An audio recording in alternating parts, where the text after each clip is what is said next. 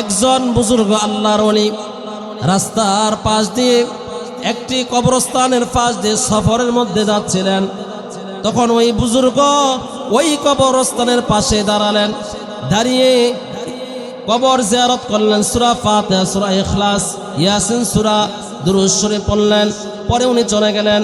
রাত্রিবেলা এশারের নামাজ পড়ে ইবাদত করে খাবার শেষ করে ঘুমিয়ে গেলেন। গভীর রাত্রিবেলা ওই বুজুর্গ আল্লাহর ওলি স্বপ্ন দেখতেছেন। উনি স্বপ্ন দেখতেছেন যে কবরস্থানের পাশ দিয়ে উনি কবর জিয়ারত করছিলেন, সূরা ইয়াসিনের সওয়াব পাঠাইছেন, সূরা ফাতিহা, সূরা ইখলাস, এরকম ভাবে আর অনেক সূরা পরে উনি কবর জিয়ারত করলেন। আর ওনার ওই সওয়াবগুলো একজন ফেরেশতা এসে ওই সওয়াবগুলো টিসিবির মাল দেয় না, সরকারি মাল, লাইন ধরাইয়া মাদ্রাসা ছাত্রদেরকে দেখেন না নামাজের সময় লাইন ধরে, খাবারের সিরিয়ালে লাইন ধরে, এরকম ভাবে কবরস্থানের মধ্যে সকল মাইয়িতদেরকে লাইন ধরিয়ে সওয়াব বন্টন করতেছে। আর পিছনের সিরিয়ালের ব্যক্তিরা ওই সওয়াব নেওয়ার জন্য পাগলের মতো ছোটাছুটি করতেছে, হাহাকার করতেছে, চিল্লাচ্ছে, চেঁচামেচি করতেছে। আর ওই আল্লাহর ওলি বুজুর্গ লক্ষ্য করে দেখলেন একটি কবরের মধ্যে একজন মা বসে আছে, আর তাদের দৃশ্যগুলা দেখে মিট মিট করে মুস্কি মুস্কি হাসতেছে। আল্লাহর ওলি আশ্চর্য হয়ে গেলেন। এই কবরস্থানের মধ্যে সকল মাইয়েতরা, পুরুষ মহিলা যারা কবরবাসী, সকলে ওই সওয়াব বন্টন করতেছে। আর সওয়াব কার আগে কে নেবে ফাড়াফাড়ি করতেছে, একজনের আগে আরেকজন নেওয়ার জন্য চেষ্টা করতেছে। আর আরেকটি পাশেই কবরস্থান, কবরের মধ্যে বসে একজন মহিলা, তাদের এই হালত, তাদের এই দৃশ্য দেখে উনি মিটমিট করে মুস্কি মুস্কি হাসতেছে। ওই আল্লাহর ওলি বুজুর্গ আশ্চর্য হয়ে গেলেন, অবাক হয়ে গেলেন। ওই বুজুর্গ ওই মহিলাকে সালাম দিয়ে বললেন, মা, আপনার এই হালত, আপনার এই অবস্থা দেখে তো আমি আশ্চর্য হয়ে গেলাম, আমার মধ্যে কৌতূহল জাগ্রত হইতেছে। সকল মাইয়িতরা, সকল কবরবাসীরা সওয়াব নেওয়ার জন্য পাগল হয়ে গেছে, আর আপনি আপনার কবরের মধ্যে বসে মিটমিট করে মুস্কি মুস্কি হাসতেছেন, ঘটনা কি, রহস্য কি? ওই মহিলা বলে, ওগো বুজুর্গ আল্লাহর ওলি, শোনো, আমি দুনিয়াতে আমার একটি সন্তানকে মাদ্রাসার মধ্যে পড়াইয়া কোরআনের হাফেজ বানাইলাম। আমার ওই সন্তানটা হাফেজ হলো, আলেম হলো। যখন মুয়াজ্জিন সাহেব ফজরের আযান দেন, আসসালাতু খায়রুম মিনান নাওম, ঘুম থেকে নামাজ ভালো, এই আহ্বান করার সঙ্গে সঙ্গে আমার সন্তানটা যখন ফজরের নামাজ পড়তে মসজিদের মধ্যে চলে যায়, ফজরের নামাজ পড়ে, সঙ্গে সঙ্গে ফেরেশতারা ওই সওয়াবগুলো নিয়ে আমার কবরের মধ্যে হাজির হয়ে যায়। আর ওই ফজরের নামাজের সওয়াবগুলো যখন আমার সন্তান পাঠায়, ফেরেশতারা আমার কবরের মধ্যে নিয়ে আসার সঙ্গে সঙ্গে ওই জান্নাতের দরজাটা আমার কবরের সোজাসুজি খোলা হয়ে যায়। বলেন সুবহানাল্লাহ। আমার আর টেনশন করা লাগে না। এবার যখন মুয়াজ্জিন সাহেব জোহরের সময় বলে, হাইয়া আলাল ফালাহ,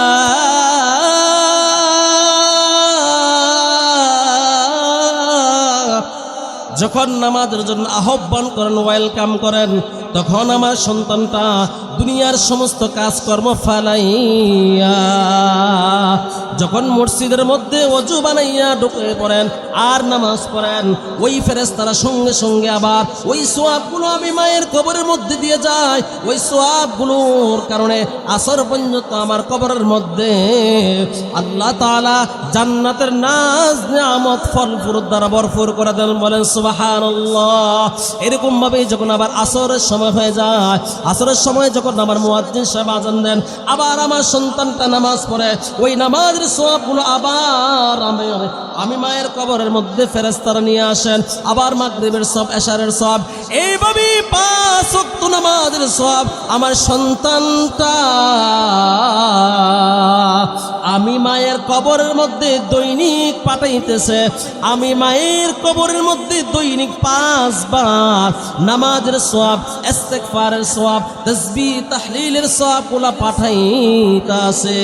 এই সওয়াবের কারণে, এই সওয়াবগুলোর কারণে আমি মায়ের কবরটা জান্নাতের সাথে যোগাযোগ কালেকশন হয়ে গেছে। এই কারণে আমি মায়ের কোনো সওয়াবের প্রয়োজন হয় না। আল্লাহু আকবার।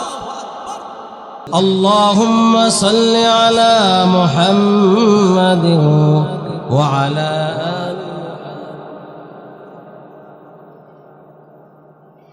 কামা সাল্লাইতা আলা ইব্রাহিম ওয়া আলা আলি ইব্রাহিম ইন্নাকা হামিদুম মাজিদ। আল্লাহুম্মা বারিক আলা মুহাম্মাদিন ওয়া আলা আলি মুহাম্মাদ কামা বারাকতা আলা ইব্রাহিম ওয়া আলা আলি ইব্রাহিম ইন্নাকা হামিদুম মাজিদ। আলহামদুলিল্লাহ সুম্মা আলহামদুলিল্লাহ। মহান রব্বুল আলামিনের দরবারে লাখো কোনো শুকরিয়া যে আল্লাহ সুবহানাহু ওয়া তাআলা আমাদেরকে আল্লাহ শত শত হাজারো মানুষ থেকে যাচাই করে বাছাই করে আল্লাহ তাআলার কোরআনের কথাগুলো রাসূলে আরবি মুহাম্মাদুর রাসূলুল্লাহ জবান সরে বলি সাল্লাল্লাহু আলাইহি ওয়াসাল্লামের হাদিসের কথাগুলো শোনার জন্য দুনিয়ার মধ্যে সবচেয়ে দামি জায়গা, সবচেয়ে শ্রেষ্ঠতম জায়গা মুফাসসিরিনে কেরাম বলেন দুনিয়ার মধ্যে এই মুহূর্তে সবচেয়ে শ্রেষ্ঠতম জায়গা হচ্ছে এই মাহফিলের প্যান্ডেল অর্থাৎ জান্নাতের বাগান।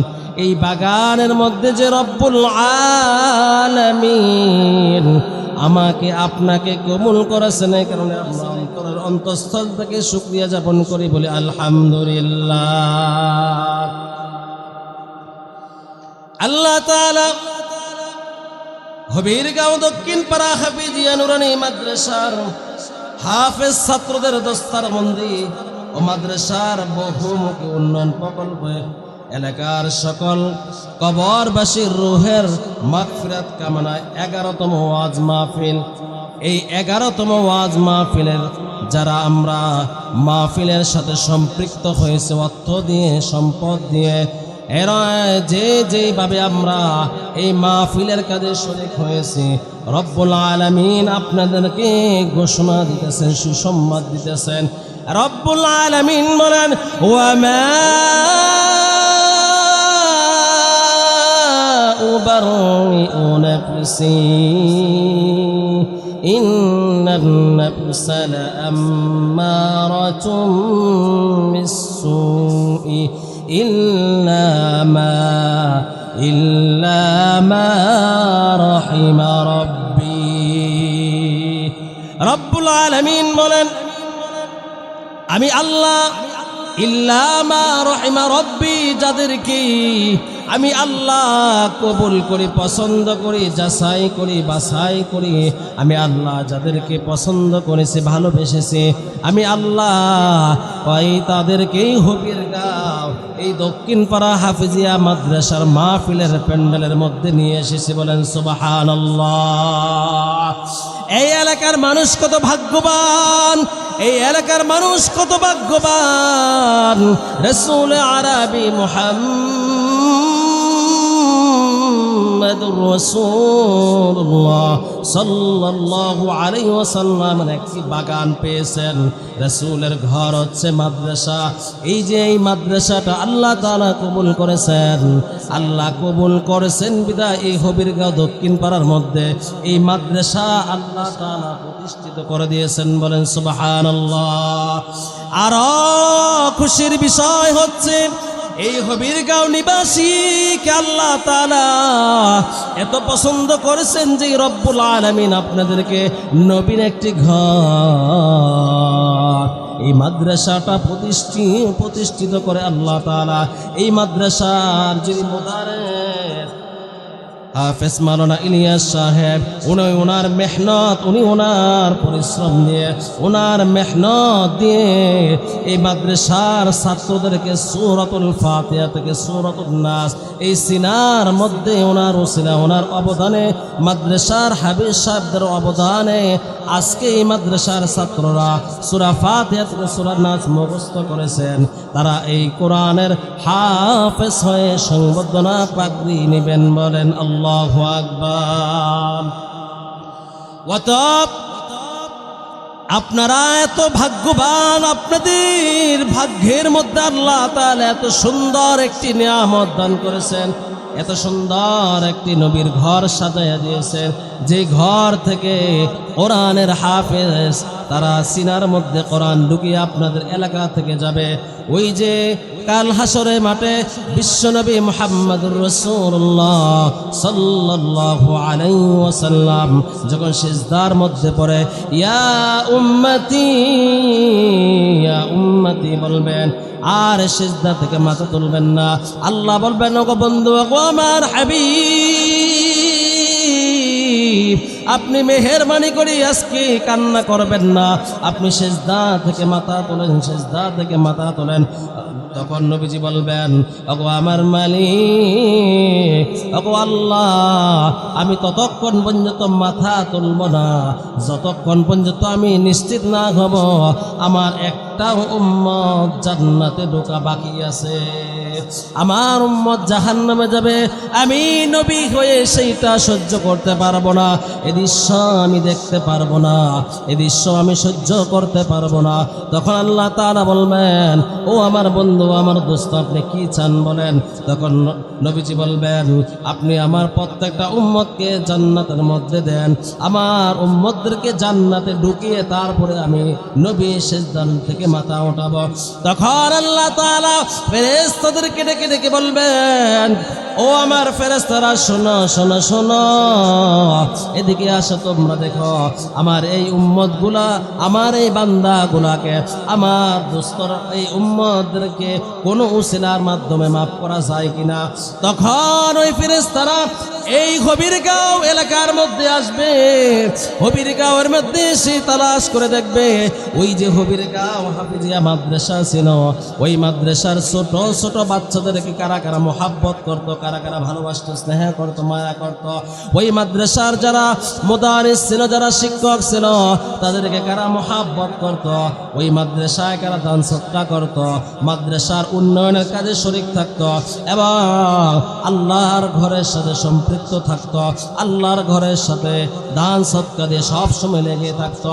এরকম তালাশ করে করে করে দেখবে ওই হবিরগাঁও এলাকার মধ্যে যে ছাত্রগুলা 3:30টার সময় গভীর রাত্রেবেলা ওঠে, তাহাজ্জুদের নামাজ পড়ে, তাহাজ্জুদের নামাজ পড়ে এলাকার মানুষের জন্য দোয়া করে, আর ওই সন্তানদের মা বাবার জন্য দোয়া করে, রব্বির হামহুমা কামা রব্বায়ানি সগীরা ওয়াকুর রব্বির হামহুমা কামা রব্বায়ানি সগীরা। এরকম ভাবে ফেরেশতারা তালাশ করতে করতেই দেখবে ওই যে গভীরগাঁও নিবাসী মোহাম্মদ আব্দুল খালেক, আব্দুল মালেক, আব্দুল সালাম, এরকম ব্যক্তিরা মাদ্রাসার হাফেজ কোরআনদেরকে লজিং খাওয়াইত, হাফেজ কোরআনদেরকে মাথায় হাত বুলাই দিত। মাদ্রাসার ছোট্ট ছোট্ট ছাত্রদের থাকার জায়গার সমস্যা, তারা মাদ্রাসার উন্নয়নের কাজের জন্য টাকা দিয়ে সম্পৃক্ত থাকত, মাদ্রাসার সাথে সুসম্পর্ক বজায় রাখত, মাদ্রাসার উস্তাদদের খোঁজ খবর নিত। তখন আল্লাহ তাআলা বলেন, ও ফেরেশতারা তোমরা সাক্ষী রাখো, যারা আমার নবীর ঘরের সাথে মুহাব্বত রেখেছে, যারা আমার নবীর ঘরের সাথে সহযোগিতা করেছে, আমার নবীর তালিবে আলেমদেরকে মুহাব্বত করেছে, আজ কঠিন এই বিচারের দিবসে আমি আল্লাহ তাদেরকে ক্ষমা করে দিলাম, আমি আল্লাহ তাদেরকে বিনা হিসাবে জান্নাত দিয়ে দিলাম। বলেন সুবহানাল্লাহ। আপনারা মাদ্রাসার সাথে সুসম্পর্ক রাখবেন তো ইনশাআল্লাহ? আজকে আমাদের এই মাদ্রাসার এই মাহফিলের সম্মানিত সভাপতি শাইখুল হাদিস আল্লামা নোমান সাহেব হাফিজাহুল্লাহ, মুহতামিম ও শাইখুল হাদিস জামিয়া ইসলামিয়া দারুল উলুম মাদ্রাসা, এবং খুব জনপ্রিয় ওয়াইস মাওলানা রিয়াজুল ইসলাম চাঁদপুরি সাহেব, মাওলানা আবুল হাসান রাজাপুরি হাফিজাহুল্লাহ, হাফেজ মাওলানা খুরশিদ আলম সিদ্দিকী, অত্যন্ত প্রিয় ব্যক্তিত্ব বড় ভাই মুফতি আবুল কাসিম সাহেব, ওনারা বয়ান পেশ করবেন।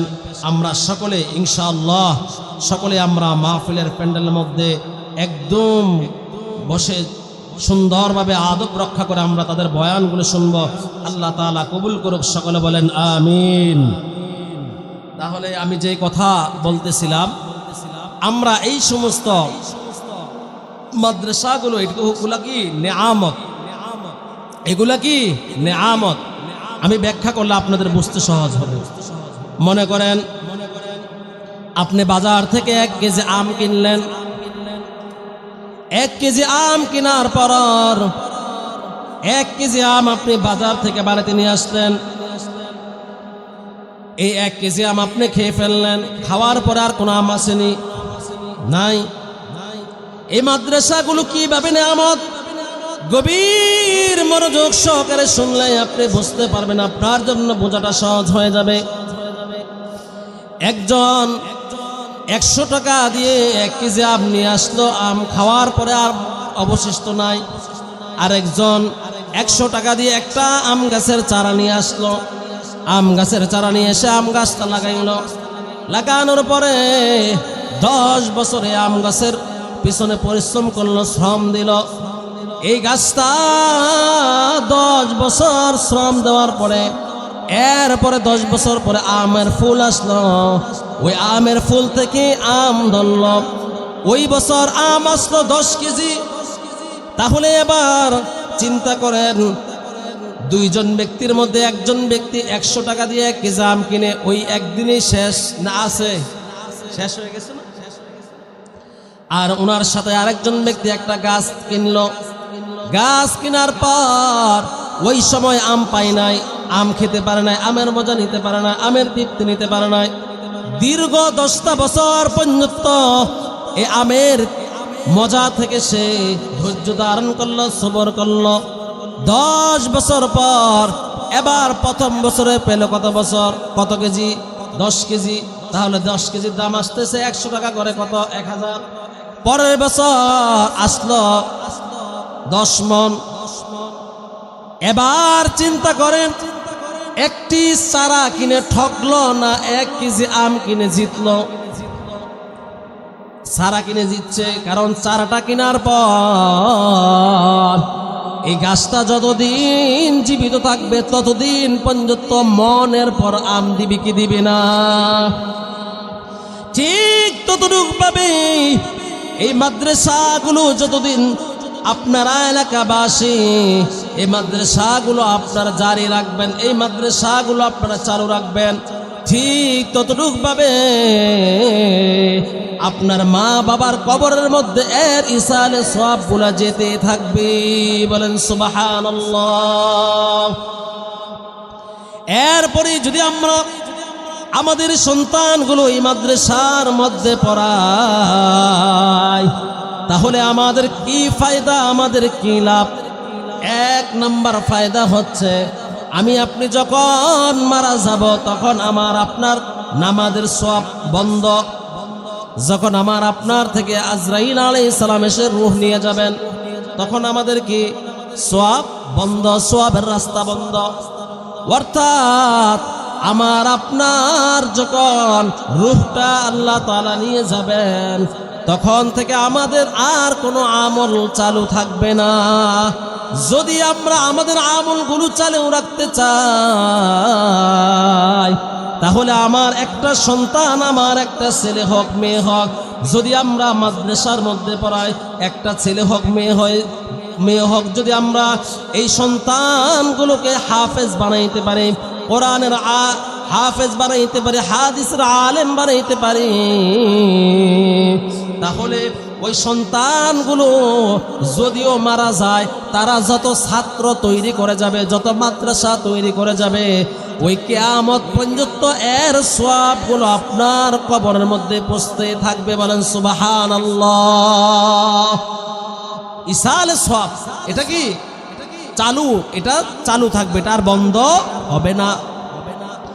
যদি আমি আপনি মারা যাওয়ার পরে ওই ইসালে সওয়াবটা চালু রাখতে চাই, তাহলে আমার আপনার উচিত হবে একটা সন্তানকে দ্বীনি লাইনে, কমপক্ষে একটা সন্তান ছেলে হোক মেয়ে হোক, এটাকে দ্বীনি লাইনের মধ্যে পড়ানো, দ্বীনি লাইনের মধ্যে এটাকে গড়ানো। যদি আমরা দ্বীনি লাইনের মধ্যে, মাদ্রাসার মধ্যে হাফেজ আলেম বানাইতে পারি, দিনদার বানাইতে পারি, তাহলে আমাদের লাভ কি? হাজী মুহাজির এমদাদুল্লাহ মক্কি রহমতুল্লাহ আলাইহি একটি ওয়াকিয়া বর্ণনা করেন। একজন বুজুর্গ আল্লাহর ওলি রাস্তার পাশ দিয়ে, একটি কবরস্থানের পাশ দিয়ে সফরের মধ্যে যাচ্ছিলেন। তখন ওই বুজুর্গ ওই কবরস্থানের পাশে দাঁড়ালেন, দাঁড়িয়ে কবর জিয়ারত করলেন। সূরা ফাতিহা, সূরা ইখলাস, ইয়াসিন সূরা, দুরূদ শরীফ পড়লেন। পরে উনি চলে গেলেন। রাত্রিবেলা এশারের নামাজ পড়ে, এশারের নামাজ পড়ে ইবাদত করে খাবার শেষ করে ঘুমিয়ে গেলেন। গভীর রাত্রিবেলা ওই বুজুর্গ আল্লাহর ওলি স্বপ্ন দেখতেছেন। উনি স্বপ্ন দেখতেছেন যে কবরস্থানের পাশ দিয়ে উনি কবর জিয়ারত করছিলেন, সূরা ইয়াসিনের সওয়াব পাঠাইছেন, সূরা ফাতিহা, সূরা ইখলাস, এরকম ভাবে আর অনেক সূরা পরে উনি কবর জিয়ারত করলেন। আর ওনার ওই সওয়াবগুলো একজন ফেরেশতা এসে ওই সওয়াবগুলো টিসিবির মাল দেয় না, সরকারি মাল, লাইন ধরাইয়া মাদ্রাসা ছাত্রদেরকে দেখেন না, নামাজের সময় লাইন ধরে, খাবারের সিরিয়ালে লাইন ধরে, এরকম ভাবে কবরস্থানের মধ্যে সকল মাইয়িতদেরকে লাইন ধরিয়ে সওয়াব বন্টন করতেছে। আর পিছনের সিরিয়ালের ব্যক্তিরা ওই সওয়াব নেওয়ার জন্য পাগলের মতো ছোটাছুটি করতেছে, হাহাকার করতেছে, চিল্লাচ্ছে, চেঁচামেচি করতেছে। আর ওই আল্লাহর ওলি বুজুর্গ লক্ষ্য করে দেখলেন একটি কবরের মধ্যে একজন মা বসে আছে, আর তাদের দৃশ্যগুলা দেখে মিট মিট করে মুস্কি মুস্কি হাসতেছে। আল্লাহর ওলি আশ্চর্য হয়ে গেলেন। এই কবরস্থানের মধ্যে সকল মাইয়েতরা, পুরুষ মহিলা যারা কবরবাসী, সকলে ওই সওয়াব বন্টন করতেছে। আর সওয়াব কার আগে কে নেবে ফাড়াফাড়ি করতেছে, একজনের আগে আরেকজন নেওয়ার জন্য চেষ্টা করতেছে। আর আরেকটি পাশেই কবরস্থান, কবরের মধ্যে বসে একজন মহিলা, তাদের এই হালত, তাদের এই দৃশ্য দেখে উনি মিটমিট করে মুস্কি মুস্কি হাসতেছে। ওই আল্লাহর ওলি বুজুর্গ আশ্চর্য হয়ে গেলেন, অবাক হয়ে গেলেন। ওই বুজুর্গ ওই মহিলাকে সালাম দিয়ে বললেন, মা, আপনার এই হালত, আপনার এই অবস্থা দেখে তো আমি আশ্চর্য হয়ে গেলাম, আমার মধ্যে কৌতূহল জাগ্রত হইতেছে। সকল মাইয়িতরা, সকল কবরবাসীরা সওয়াব নেওয়ার জন্য পাগল হয়ে গেছে, আর আপনি আপনার কবরের মধ্যে বসে মিটমিট করে মুস্কি মুস্কি হাসতেছেন, ঘটনা কি, রহস্য কি? ওই মহিলা বলে, ওগো বুজুর্গ আল্লাহর ওলি শোনো, আমি দুনিয়াতে আমার একটি সন্তানকে মাদ্রাসার মধ্যে পড়াইয়া কোরআনের হাফেজ বানাইলাম। আমার ওই সন্তানটা হাফেজ হলো, আলেম হলো। যখন মুয়াজ্জিন সাহেব ফজরের আযান দেন, আসসালাতু খায়রুম মিনান নাওম, ঘুম থেকে নামাজ ভালো, এই আহ্বান করার সঙ্গে সঙ্গে আমার সন্তানটা যখন ফজরের নামাজ পড়তে মসজিদের মধ্যে চলে যায়, ফজরের নামাজ পড়ে সঙ্গে সঙ্গে ফেরেশতারা ওই সওয়াবগুলো নিয়ে আমার কবরের মধ্যে হাজির হয়ে যায়। আর ওই ফজরের নামাজের সওয়াবগুলো যখন আমার সন্তান পাঠায়, ফেরেশতারা আমার কবরের মধ্যে নিয়ে আসার সঙ্গে সঙ্গে ওই জান্নাতের দরজাটা আমার কবরের সোজাসুজি খোলা হয়ে যায়। বলেন সুবহানাল্লাহ। আমার আর টেনশন করা লাগে না। এবার যখন মুয়াজ্জিন সাহেব জোহরের সময় বলে হাইয়া আলাল ফালাহ,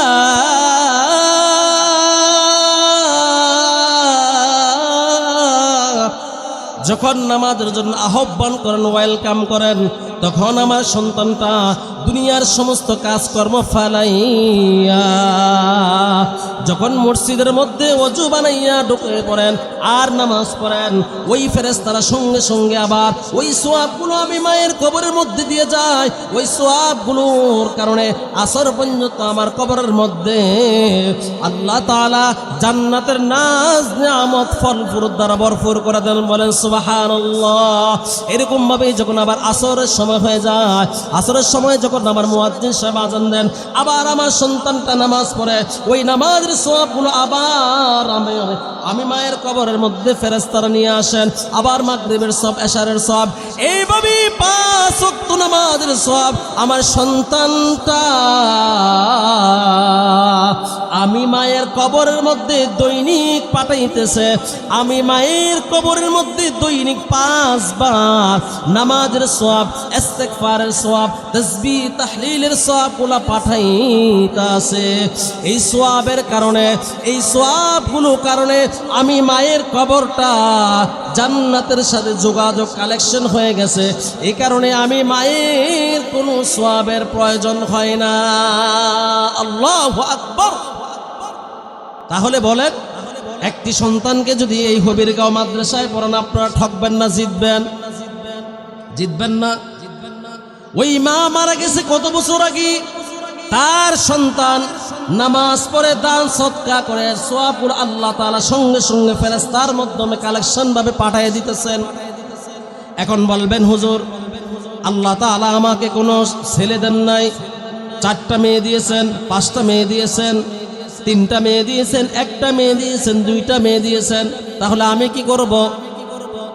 হ্যাঁ, আল্লাহ তাআলা আপনাকে বেশি মহব্বত করেন, বেশি মায়া করেন। আল্লাহ তাআলা বলেন, আমি যখন বান্দার প্রতি বেশি খুশি হই, বেশি সন্তুষ্ট হই, তখন আমি আল্লাহ ওই বান্দার কাছে মেহমান পাঠাই। সুবহানাল্লাহ। আমরা তো মেহমান আসলে বোঝা মনে করি, মেহমান আসলে বিরক্ত হই, মেহমান এসে আমার লস করবে, খাবার কমায় দিবে। আল্লাহু আ'লাম, আল্লাহর কসম খেয়ে বলতেছি, এটা আমাদের ভুল ধারণা, এটা আমাদের ভুল মেসেজ। কারণ মেহমান আপনার রিজিক খাবে না, বরং আপনার ঘরের মধ্যে আরো 40 দিনের রিজিকের ব্যবস্থা করে দিয়ে যাবেন। বলেন সুবহানাল্লাহ। যদি আপনার ঘরে মেহমান দাওয়াত দেন, মেহমানদারির ব্যবস্থা করেন, ওই মেহমান খাবে একদিন, আর ওই মেহমানের উসিলায়, ওই মেহমানের বরকতের কারণে আল্লাহ তাআলা আপনার ঘরের মধ্যে আরো 40 দিনের রিজিকের ব্যবস্থা ফয়সালা আসমান থেকে করে দিবেন। বলেন সুবহানাল্লাহ। এই কারণে আমরা মেহমানদারি করাবো তো ইনশাআল্লাহ। কারণ আপনাকে আল্লাহ তাআলা বেশি পছন্দ করলে আপনার কাছে মেহমান পাঠান আল্লাহ। দুই নম্বর হলো আল্লাহ তাআলা যখন কারো প্রতি বেশি মায়া হয়, কারো কাছে যদি আল্লাহ তাআলা কারো কাছে যদি আল্লাহ তাআলা বেশি খুশি হয়ে যান, কারো কাছে আল্লাহ যদি তাকে বেশি পছন্দ করে ফেলেন, ওই ব্যক্তিকে আল্লাহ তাআলা একটি কন্যা সন্তান দান করেন, বলেন সুবহানাল্লাহ। যদি আল্লাহ ওই এলাকার মানুষ ওই ব্যক্তির উপর আরো বেশি খুশি হয়, তখন আল্লাহ তাআলা ওই এলাকা, ওই অঞ্চল, ওই ব্যক্তির উপর দিয়ে রহমতের বৃষ্টি নাজিল করেন, বলেন সুবহানাল্লাহ। তাহলে কন্যা সন্তান হলে আমরা কি অসন্তুষ্ট হব না খুশি হব? খুশি হব। দেখেন আল্লাহ তাআলা আপনাকে মেয়ে দিয়েছেন, কোনো টেনশন নাই। আপনার মেয়ে যদি স্কুলে পড়ান, স্কুলের বিরোধিতা আমি করতেছি না, আমি ফর এক্সাম্পল বাস্তব কথাগুলো আপনার সামনে উপস্থাপন করতেছি। আমার কথাগুলো যদি লজিক হয়, আমার কথাগুলো যদি বাস্তব সত্য হয়, আপনি গ্রহণ করবেন। আর আমার কথা যদি অযৌক্তিক হয়, অবাস্তব হয়, তাহলে আপনি গ্রহণ করবেন না। আপনার সন্তান না স্কুল কলেজ ইউনিভার্সিটির মধ্যে আপনার মেয়ে থাকলে আপনি বাবা হিসেবে টেনশন কম করেন না বেশি করেন? রাস্তা দিয়ে যাওয়ার সময় ইফটিজিনের শিকার হয় কি হয় না? কোন সময় ভেগে যায়, কোন সময় পলায়া যায়, কোন সময় কি করে না করে, আপনি টেনশন করেন কি করেন না? সত্য বলবেন, করেন না? আর যদি আপনার মেয়েকে আপনি মাদ্রাসা, মহিলা মাদ্রাসার মধ্যে ভর্তি করিয়ে দেন, তাহলে স্কুলে দেওয়াতে যতটুকু টেনশন করেন, মাদ্রাসায় দেওয়াতে এরকম টেনশন করা লাগেনি। এরকম লাগে? এরকম লাগে না। তাহলে আমরা বুঝলাম, আপনার ওই মেয়েটাকে যদি আপনি মাদ্রাসার মধ্যে ভর্তি করে দেন, আলেমা বানান, হাফেজা বানান, মহিলা মাদ্রাসার মধ্যে ভর্তি করান, তাহলে কি লাভ? দেখেন আজকে আমরা এখানে অনেক বাবা আছি, মেয়ে বিয়ে দিয়েছি, শ্বশুর বাড়ি থেকে কমপ্লেন আসে, জামাইয়ের পক্ষ থেকে কমপ্লেন আসে না? যদি আমরা এই কমপ্লেনগুলা না শুনতে চাই, আদর্শবান মেয়ে হিসেবে বানাইতে চাই, যদি আমার মেয়েটাকে আমি সুখে শান্তিতে দেখতে চাই, তাহলে আমি আমার ওই মেয়েটাকে দ্বীনের জ্ঞান, দ্বীনের বুঝ দেওয়া দরকার। লাগবে কি লাগবে না? দরকার আসেনি? যদি আমার মেয়েটাকে কোরআনের বুঝ, দ্বীনের বুঝ, দ্বীনের ইলম শিক্ষা দিতে পারি, যদি আমরা হাফেজ আলেমা বানাইতে পারি, আল্লাহর ভয় তাকওয়া ফিট করাইতে পারি, তাহলে কি উপকার। দেখেন একজন সাহাবী অনেক সুন্দর, স্মার্ট এবং শিল্পপতি ধনী সাহাবী, উনি বিয়ে করলেন আরেকজন ধনাঢ্য পরিবারের মেয়ে। তাদের দাম্পত্য জীবন খুব সুন্দর চলতেছে। একদিন গভীর রাত্রিবেলা স্বামী স্ত্রী ঘুমাইতেছে, হঠাৎ স্বামীর ঘুম ভেঙে গেছে। গভীর রাত্রিবেলা স্বামী স্ত্রীকে বলতেছে, আমার পানি তৃষ্ণা লাগছে, আমাকে এক গ্লাস পানি দাও। স্ত্রী বলতেছে, ঠিক আছে, আমি পানি নিয়ে আসতেছি। পানি নিয়ে আসতে গেছেন। এখন যেরকম বর্তমান প্রযুক্তি, টেকনোলজি, ঘরের মধ্যে ট্যাপ চাললে পানি আসে কি নাই? আজ থেকে 1400 বছর আগে এরকম প্রযুক্তি আসছিল কিনা? এরকম প্রযুক্তি ছিল না। গভীর অনেক দূর থেকে কুহা থেকে বালতি দিয়ে পানি আনা লাগতো। স্ত্রী ঘরের মধ্যে তালাশ করলো, ঘরের কোনো জায়গায় পানি নাই। এবার পানি আনার জন্য ওই কুহার কাছে চলে গেল। পানি নিয়ে এসে দেখলেন স্বামী ঘুমে, স্বামীর ঘুম চলে আসছে। স্ত্রী এবার চিন্তা করলেন, আমার প্রিয়তম স্বামী উনি ঘুমাইতেছে, এই মুহূর্তে যদি আমি আমার স্বামীকে ঘুম থেকে জাগায়, হয়তো বা সে কষ্ট পাবে, তার ঘুম ভেঙে যাবে, আর ঘুম আসবে না। এই চিন্তা করে স্ত্রী সারা রাত্র পানির গ্লাস নিয়ে দাঁড়িয়ে আছে। সকালবেলা যখন মুয়াজ্জিন সাহেব আসসালাতু খায়রুম মিনান নাওম, যখন মসজিদের মাইক থেকে মুয়াজ্জিন সাহেব আজানের সুমধুর আজান দিলেন, তখন স্বামীর ঘুম ভেঙে গেল। স্বামী ঘুম থেকে উঠে আশ্চর্য হয়ে গেলেন, দেখলেন স্ত্রী পাশে পানির গ্লাস নিয়ে দাঁড়িয়ে আছে আর কাঁপতেছে। কারণ সারা রাত্র মহিলা মানুষ পানির গ্লাস নিয়ে দাঁড়িয়েছিল। স্বামী অবাক হয়ে গেলেন, আশ্চর্য হয়ে গেলেন, বলল, তুমি পানি নিয়ে দাঁড়িয়ে আছো?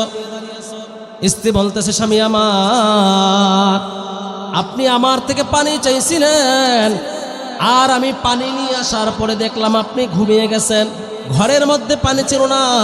এই গভীর রাত্রিবেলা আমি কুহা থেকে পানি নিয়ে আসলাম, পানি নিয়ে এসে দেখে আপনি ঘুমে। চিন্তা করলাম আপনার এই কাঁচা ঘুম যদি আমি ভেঙে দিই তাহলে আপনি কষ্ট পাবেন, আপনার আর ঘুম আসবে না।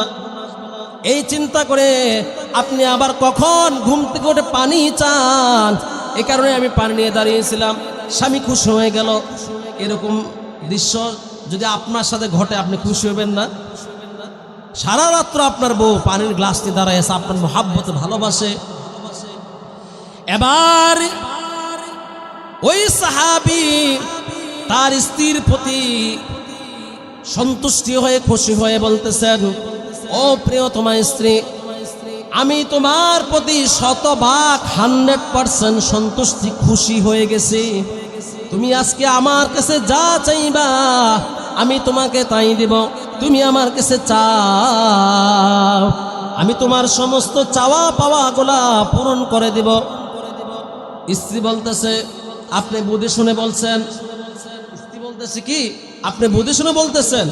স্বামী হেসে হেসে বলতেছে, হ্যাঁ আমি বুঝে শুনে সৎ জ্ঞানে তোমাকে বলতেছি, তুমি আজকে আমার কাছে যা চাইবা আমি তোমাকে তাই দিব। এবার স্ত্রী বলতেছে, ঠিক আছে আপনি আমাকে ওয়াদা করেন। বলে, ওয়াদা করেছি, তুমি আমার কাছে চাও। স্ত্রী বলতেছে, আমি আপনার কাছে তালাক চাই। স্বামীর মাথায় আকাশ ভেঙে পড়ল। তুমি আমাকে ভালোবেসে মহাব্বত করে মায়া করে এত ভালোবেসে সারা রাত্র পানির গ্লাস নিয়ে দাঁড়িয়েছিল আমাকে ভালোবেসে, তুমি কি আমার সাথে মজা করো, দুষ্টামি করো? বলে, না আমি আপনার সাথে মজাও করি না, হাসিও করি না, তামাশাও করি না, দুষ্টামিও করি না। আমি আপনার কাছে বাস্তবটাই বলতেছি। আপনি বলছেন আপনার কাছে যা চাইব আপনি তাই দিবেন। এখন আমি আপনার কাছে তালাক চাইছি, আপনি আমার কাছে ওয়াদা করছেন আপনি আমাকে দিতেই হবে। স্বামী অবাক। আপনারা অবাক হয়েছেন না? অবাক হওয়ার বিষয় না। হাই রে, কি বলো তুমি? তোমাকে আমি কোনোদিন মারছি না, তোমার মনের বিরুদ্ধে গেছি না, তোমার কোনো চাওয়া পাওয়া আমি পূরণ করি নাই, এমন কোনো বিষয় আছে না। আপনি আমার সমস্ত হাজত, সমস্ত চাওয়া পূর্ণতা পূরণ করে দিয়েছেন। আমি তোমাকে কষ্ট দিছি না, কষ্টও দেন নাই। তাহলে কেন তুমি আমার থেকে তালাক চাও? স্ত্রী বলতেছে, আপনি এত প্রশ্ন না করে আপনি বলছেন আমি যা চাইবো তাই দিবেন। আমি চাইছি তালাক, আপনি আমাকে তালাক দিবেন। বেচারা স্বামী আটকাই গেছেন। বেচারা স্বামী কি আটকাই গেছে। এবার অনেকভাবে চেষ্টা করতেছে বুঝাইয়া শোনাইয়া কোনোভাবেই তাকে মনটা ঘুরানো যায় কিনা। আল্লাহ নাসর বান্দি ওই মহিলা সাহাবী কোনোভাবেই মানতেছে না, কোনোভাবেই তাকে বোঝানো যাচ্ছে না। এবার দুইজন স্বামী স্ত্রী সিদ্ধান্ত নিলেন, ঠিক আছে আগামীকালকে আমরা ফজরের নামাজ পড়ে রাসূল আরবি মুহাম্মদুর রাসূলুল্লাহ জবান ছেড়ে বলি সাল্লাল্লাহু আলাইহি ওয়াসাল্লামের কাছে যাব, নবীজি যে ফয়সালা দিবেন আমি সেটাই মাথা পেতে নেব। স্ত্রী বললেন, ঠিক আছে নবীজি যে রায় দিবেন আমরা সেই রায়টাই মেনে নেব, সেই সিদ্ধান্ত আমরা মেনে নেব। এবার দুইজন ফজরের পরে রওনা দিলেন নবীজির দরবারে, নবীজির কাছে। যাওয়ার পথে প্রতিমধ্যেই ওই সাহাবী হঠাৎ করে অ্যাক্সিডেন্ট করলেন। একটা পাথরের সাথে উস্তা খেয়ে একটা পাথরের সাথে আঘাত পেয়ে পাওটা ছিঁড়ে রক্ত বাহির হইতেছে, অর্থাৎ তার পাওটার মধ্যে অনেক প্রচন্ড আঘাত পড়ছে। এমন অবস্থায় স্ত্রী দেখলেন পানি স্বামীর পাও থেকে রক্ত বাহির হইতেছে। এবার স্ত্রী তার ওড়না দিয়ে স্বামীর পাওটাকে শক্ত করে বাঁধলেন, রক্ত বন্ধ করলেন। রক্ত বন্ধ করার পর স্বামী বলতেছে, চলো আমরা যাই নবীজির কাছে। স্ত্রী বলতেছেন, না না নবীজির কাছে আর যাওয়া লাগবে না, চলেন আমরা বাড়িতে ফেরত যাই। স্বামী বলতেছে, না তুমি সারা রাত্র আমার কাছে তর্ক বিতর্ক করলা, তালাক চাইতে তুমি আমার সংসার আর করবে না, আমার সাথে আর থাকবে না, চলো আমরা দুইজন নবীজির কাছে যাই, আমি এখন হেঁটে যেতে পারবো, আমার এখন আর সমস্যা নাই, আমি এখন যেতে পারবো, রক্ত বন্ধ হয়ে গেছে, পায়ের রক্ত বন্ধ হয়ে গেছে। স্ত্রী বলতেছে না চলেন, আমি আর তালাক চাই না, আর নবীজির দরবারে এই মুহূর্তে যাওয়া লাগবে না, আপনার থেকে আমি আর তালাক চাই না, এখন থেকে আমি আর আপনার কাছে তালাক চাবো না, এখন থেকে আমি আপনার সাথে সংসার করব। সাহাবী আশ্চর্য হয়ে গেলেন, তুমি বললা তালাক দিতে, আবার তুমি এখন বলতেছো তোমার আর তালাক লাগবে না, তুমি আমার সাথে সংসার করবে, আর সারা রাত্র বলছিলে তুমি আমার সাথে সংসার করবে না, আমি এখন অ্যাক্সিডেন্ট হইলাম, রক্ত বন্ধ হয়ে গেছে, আমি যেতে পারবো, আমার সমস্যা নেই, চলো। বলতেছে না চলেন আমরা বাড়িতে ফেরত যাই। এবার স্বামী ওই সাহাবী ও নাসরবান্দা বলতেছেন, তুমি যদি রহস্যটা যদি প্রকাশ না করে তাহলে আমি এখান থেকে লড়ব না, আমি নবীজির দরবারে যাব, তুমিও আমার সাথে যেতেই হবে, তোমার এই রহস্যটা উন্মোচন করো, প্রকাশ করো, কি এমন কারণে তুমি আমার থেকে, জীবনে কোনোদিন তোমাকে কষ্ট দিলাম না, জীবনে সংসারের লাইফে আজ পর্যন্ত কোনোদিন তোমাকে আমি কোনোভাবে কষ্ট দিলাম না, তারপরেও তুমি তালাক চাইলে, আর এখন বলতেছো তালাকের প্রয়োজন নাই, তালাকের দরকার নাই। স্ত্রী বলতেছে, ওগো স্বামী আমার, আজ থেকে কিছুদিন আগে আপনি আমাকে সরকার দু আলম রাসূল আরবি জনাবে মুহাম্মাদুর রাসূলুল্লাহ সাল্লাল্লাহু আলাইহি ওয়াসাল্লামের দরবার নিয়ে গেছিলেন। নবীজি আমাদেরকে ওয়াজ করছিলেন, নসিহত করছিলেন, নবীজি আমাদেরকে একটা হাদিস শোনাইছিলেন। আল্লাহ তাআলা যাকে মুহাব্বত করেন, যাকে মায়া করেন, যাকে স্নেহ করেন, আল্লাহ যাকে জান্নাত দিবেন, আল্লাহ যার প্রতি সন্তুষ্ট। ও হবির গাঁয়ের দক্ষিণ পাড়ার মুসলমানেরা, ও আমার মা বোনেরা, যাদের কানে মাইকের আওয়াজ দিতেছে, গো মা, বলো করে ঘটনাটা আপনি শুনে নেন, ভালো করে আপনি এই ঘটনাটা আপনি শুনেন, আপনার জীবনের সাথে মিলাপ, এই ওয়াজে আপনার সংসারে সুখ শান্তি একবারে 100% করে দিতে পারবে ইনশাআল্লাহ। যদি আমরা এই হাদিসের উপর আমল করতে পারি, এই ওয়াকিয়াটার উপর আমল করতে পারি, ওয়াল্লাহি আলাম, আমি কসম করে বললাম, আপনাদের ঘরের মধ্যে সুখ শান্তি ছাড়া আর কিছু অবশিষ্ট থাকবে না।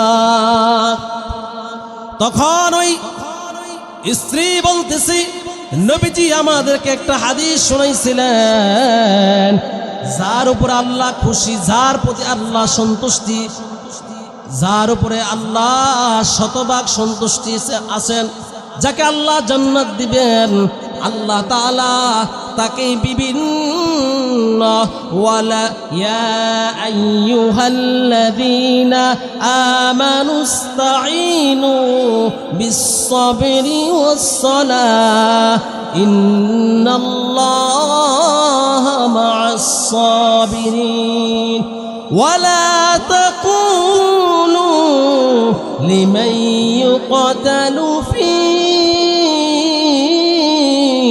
سبيل الله أموات بل أحياء ولكن لا تشعرون ولنبلونكم بشيء من الخوف والجوع ونقص من الأموال والأنفس والثمرات الثمرات وبشر الصابرين আল্লাহ তাআলা বলেন ওয়ালা তাকুলু লিমান ইয়াকতালু ফি সাবিলিল্লাহি আমওয়াত বাল আহইয়াউ ওয়ালাকিন লা তাশউরুন ওয়ালা নাবলুওয়ান্নাকুম বিশাইইন মিনাল খাউফ ভয়ের দ্বারা মিনাল খাউফি ওয়াল জু'i ওয়া নাকসিম মিনাল আমওয়ালি ওয়াল আনফুসি ওয়াত থামারাত আল্লাহ তাআলা মুসিবতের দ্বারা পরীক্ষা নেবেন ভয়ের দ্বারা রিজিক কম দিবেন মনে করেন আপনার ব্যবসার মধ্যে হঠাৎ লস ও বোন আপনার সাথে আপনার স্বামীর সম্পর্ক হঠাৎ পরিবর্তন হয়ে গেছে আপনার প্রতি বিরক্ত আপনি ধরে নেবেন আল্লাহ তাআলা আপনার থেকে পরীক্ষা নিতেছেন আপনি ধৈর্য ধারণ করবেন ইন্নাল্লাহা মা'আস সাবিরিন আপনি যদি সবর করেন আপনার স্বামী আপনার প্রতি একটু অসন্তুষ্ট হয়ে গেছে আপনার প্রতি বিরক্ত আপনার শাশুড়ি আপনাকে কঠিন কথা বলছে আপনার শ্বশুর বাড়ির লোক আপনার সাথে দুর্ব্যবহার করেছে আপনি ধৈর্য ধারণ করেন আপনি ডাইরেক্ট অ্যাকশন নেবেন না আপনি কোনো ধরনের ঝামেলা সৃষ্টি করবেন না আপনি ধৈর্য ধরেন ও মা ও বোন আপনি যদি ধৈর্য ধারণ করতে পারেন ও বাবা ও ভাই আপনার স্ত্রী যদি আপনার সাথে কোনো ধরনের মনোমালিন্য করে কথা একটু বেশি বলে ফেলে আপনি স্বামী হিসেবে একটু ধৈর্য ধারণ করেন আপনি ধৈর্য ধারণ করেন আপনি সবর করেন আপনি যদি ধৈর্য ধারণ করতে পারেন সবর করতে পারেন নবীজি রাসূল আরবি মুহাম্মদুর রাসূলুল্লাহ সাল্লাল্লাহু আলাইহি ওয়াসাল্লাম বলেন ওই ধৈর্য ধরার কারণে ওই সবর করার কারণে নবীজি বলেন আস-সুবরু সাওয়াবুহু আল জান্নাহ আপনি মারা যাওয়ার সাথে সাথে আপনাকে আল্লাহ জান্নাত দিয়ে দিবে বলেন সুবহানাল্লাহ আমি আমার আলোচনা ইতি টানতেছি ওই মহিলা সাহাবী বলতেছে আপনি আমাকে যখন নবীজির কাছে নিয়ে গিয়েছিলেন নবীজি তখন একটা হাদিস বলছিল যখন আল্লাহ যাকে পছন্দ করেন যাকে জান্নাত দিবেন যাকে মায়া করেন ভালোবাসেন তাকে আল্লাহ বিভিন্ন সময় মুসিবত দিয়ে বিপদ দিয়ে রিজিকে কষ্ট দিয়ে আল্লাহ তাআলা পরীক্ষা নেন আমি আপনার সাথে আজকে 2 বছর সংসার করতেছি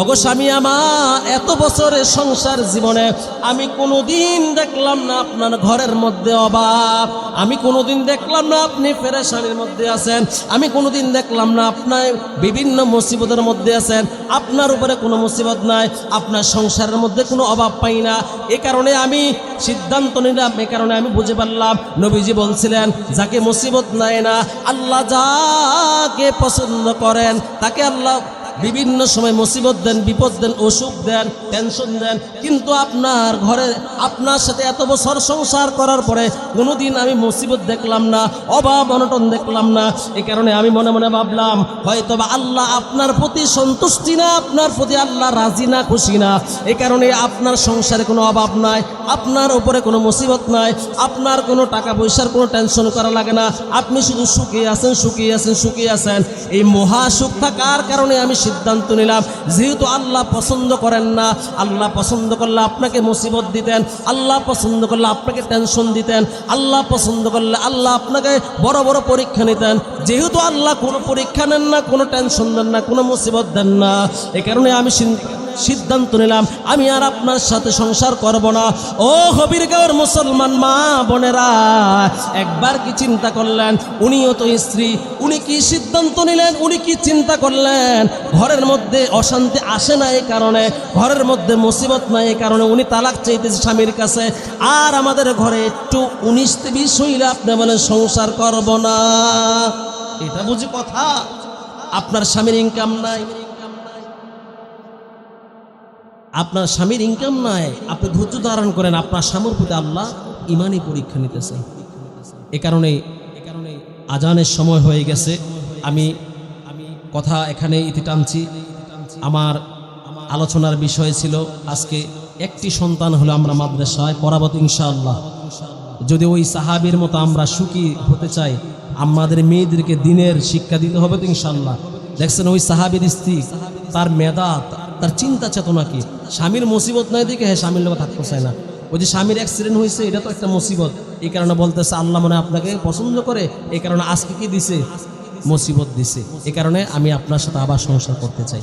আল্লাহ তাআলা আমাদেরকে কথাগুলো মানার এবং আমল করার তৌফিক দান করে সকলে আমিন।